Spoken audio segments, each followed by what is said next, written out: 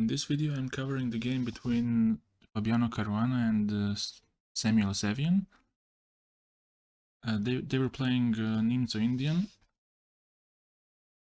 but with f3, and Sevian played here c5.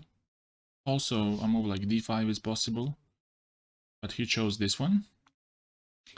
And we have some kind of weird mix between Nimzo and Benoni. And here white wants to stabilize his center with e4, d6, and now knight g2. And now black pushed b5. He tries to play in the spirit of Benko Gambit. So Fabiano plays knight f4, and because he wants to open his bishop. And now black took on d5, and after a couple of captures, now it seems that rook on a8 is going to be taken, but now black plays queen b6. And if white chooses to take on a8, then bishop b7 will trap the queen. So it doesn't work. Instead, he takes on b5, and now bishop b7. Black activates and tries to prove that his pawn was worth some compensation. He goes back to d2, and now d5. And now Fabi plays a3.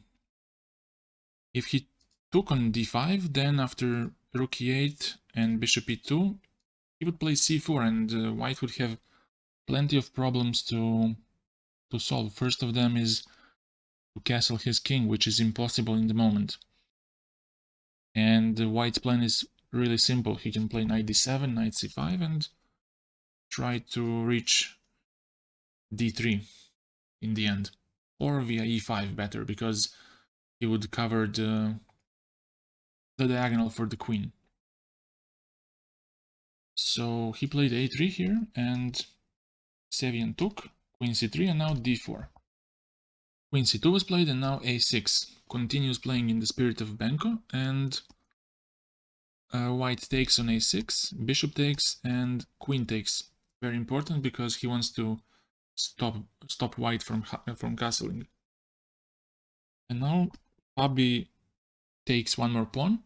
If he tried to block with queen e2, then black would play c4, and on castling knight d7.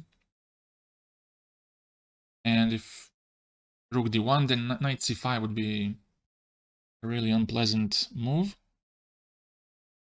And it seems that white cannot really make anything of his extra pawn, and that potential pressure on b2 pawn is going to be very strong. After knight d3 happens and rook b8, it would be really tough to match. So instead he took one more pawn, and now Sevian plays rook c8, queen d5, and now rook a7. He wants to double on the c-file, so Fabi plays bishop d2, and now rook a c7. And white's king is still unsafe in the center. White plays rook d1, and now rook c2. Attacking on b2, and also not allowing bishop to move because of queen e2 checkmate. Fabi takes one more pawn, knight c6, bringing his last piece into the play, and now queen e3. Now rook b2, taking one pawn, and now bishop c3. And here he played rook c2. If he took on g2 here, then rook g1 would be strong, and after this, now g7 is target, so black would have to use some tricks like knight e5, and after bishop e5 give a check, and on king f1 to take on e5, and black is perfectly fine here because white's king is still compromised, and white's pawn structure is quite bad. So after this he chose to do this. He wanted more, I guess. And after rook f1, idea was to play rook f2 maybe at some point. But now he takes on a3, and now bishop d2. And here he could have kept on playing like queen b2, putting pressure on the second rank, and in case of rook f2 to go with knight e5, and but still it's almost equal position. After rook e2 he would play rook d8, I guess, and something like this might happen. Queen b4, king f2, and now some exchanges would occur, and in the end h6 would be played. White's king is still unsafe, but a pawn is a pawn, so maybe that's why Sevian wanted to just get into a drawn ending quickly as possible, because maybe he thought that the position is slipping away, and with the time being low, he might have not felt so confident, and he chose just to get into a safe ending. After takes, take on g2, and now rook d2, Fabi plays. And after knight e5, they just chose to repeat moves after this, because they saw that this position is quite equal and that there's no point in playing any further. We have Andrei Volokitin versus Levon Aronian, and the opening was something similar what Šarić and Shirov played in the round 5, I guess. It was Rui Lopez, and you can check out this video in the playlist. Something like this, and like I said in the previous video, White is not afraid of black taking on e4 because of bishop d5. But now after bishop v7, bishop e3, black can take, and after rook e1, Shiro played ed, cd, and d5, and the game went on. But here Aronian chose different path. He chose knight e7, and after Volokitin took, Aronian had to take on e3 first, and then to take on e5.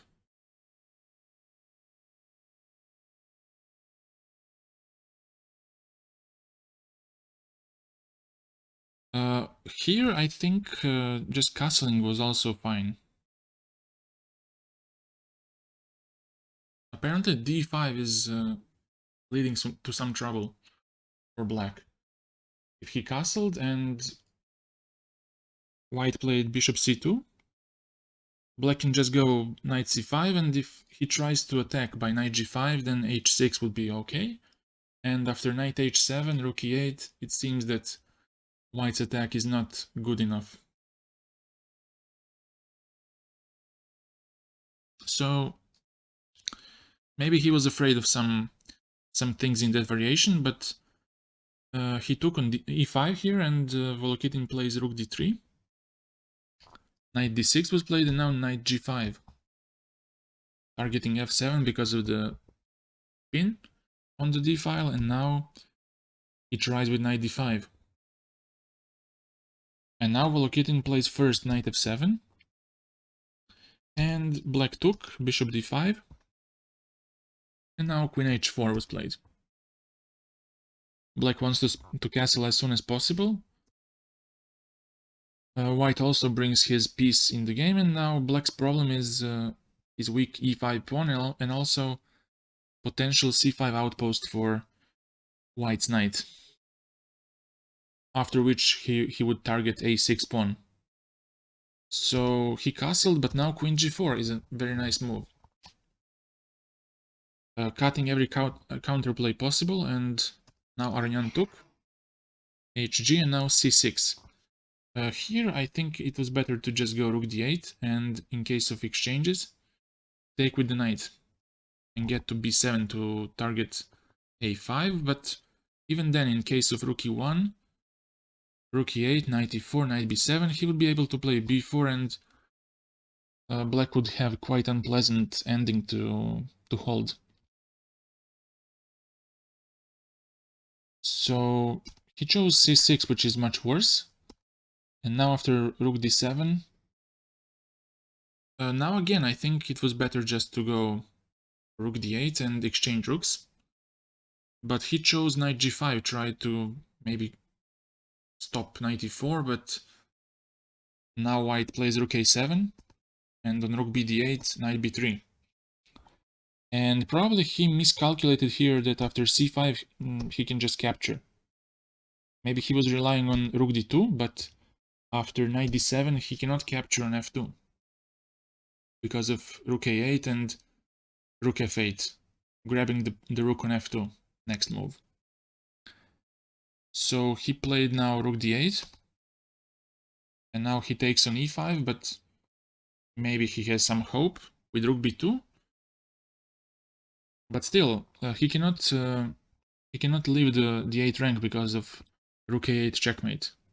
So in case of some rook d2, he has rook a8. So he has to play h6 to secure his king, but now knight g6 is played.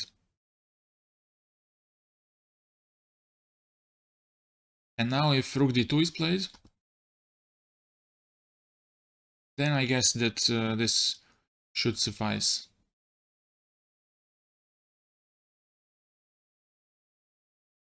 With a forced checkmate on g7. So he plays king h7 here, but now knight h4. And again, Aronian doesn't have time for this because of rook e7 and capturing on g7. For example, if you take rook g7 and knight g6. So he chose b4, but now he doesn't care about the c3 pawn just yet. He attacks first on g7, and after rook g8 he took, played f3 to defend g4, and Aronian tried something desperately like h5, but now Volokitin has knight f5, targeting the g7 pawn 3 times, and if black tries to escape by king g6, then he has this check and a checkmate on h6. So he took here, but it is just losing the knight in the end. Rook g7, king h8, and after exchanges he played rook g7 and Aronian here resigned, and he stayed on 3.5, which means that he is losing his chances to qualify for candidates from this tournament. Have a nice day.